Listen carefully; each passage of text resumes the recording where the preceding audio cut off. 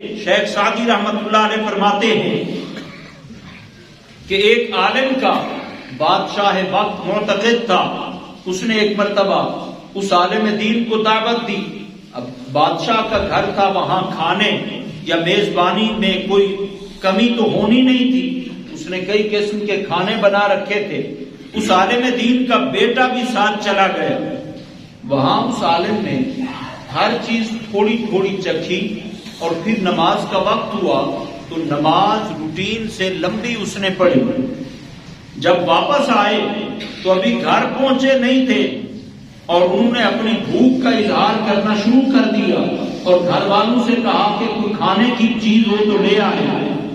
گھر والوں نے تعجب میں آ کر پوچھا کہ بادشاہ کی دعوت پر گئے تھے، وہاں کھانا پورا نہیں ملا کہ ابھی اس کے بعد دوسرے وقت کے کھانے کا ٹائم تو نہیں ہوا، آپ پہلے ہی کھانے کی طلب کر رہے ہیں۔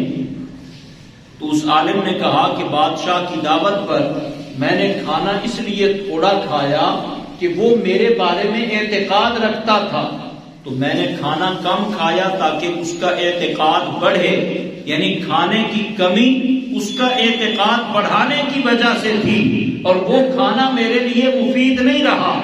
بیٹا آگے بڑھا، اس نے باپ کا ہاتھ تھام کے کہا، ابا جان اگر وہاں والا کھانا کام نہیں آیا تو وہاں والی نماز بھی کام نہیں آئے گی۔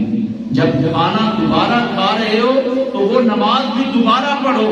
کھانا بھی بادشاہ کو دکھانے کے لیے تھا، نماز بھی بادشاہ کو دکھانے کے لیے تھی۔ جو نماز رب کی رضا کے لیے نہیں تھی وہ تمہارے لیے کارگر نہیں ہو سکتی۔ اور حدیث پاک میں ہے کہ قیامت کے دن شہید جس نے میدان جہاد میں لڑتے لڑتے اپنی جان قربان کر دی، رب کی بارگاہ میں پیش کیا جائے گا۔ اللہ کریم فرمائے گا میں نے تجھے جرت، بہادری، ہمت، جنگ کا طریقہ، یہ کمال دیے تھے، بتا تو نے میرے لیے کیا کیا؟ تو عرض کرے گا مالک دین اسلام کی خاطر لڑتے لڑتے اپنی جان قربان کر دی میدان جہاد میں، اس سے بڑھ کر اور کیا کرتا؟ اللہ کریم فرمائے گا کہ یہ تو نے اس لیے کیا تھا کہ لڑتے لڑتے اگر بچ گیا تو مجھے غازی کہا جائے گا، اور اگر مارا گیا تو شہید کہا جائے گا۔ تجھے دنیا میں نے شہید کہلا دیا تھا، اب آخرت میں تیری جزا کوئی نہیں ہے۔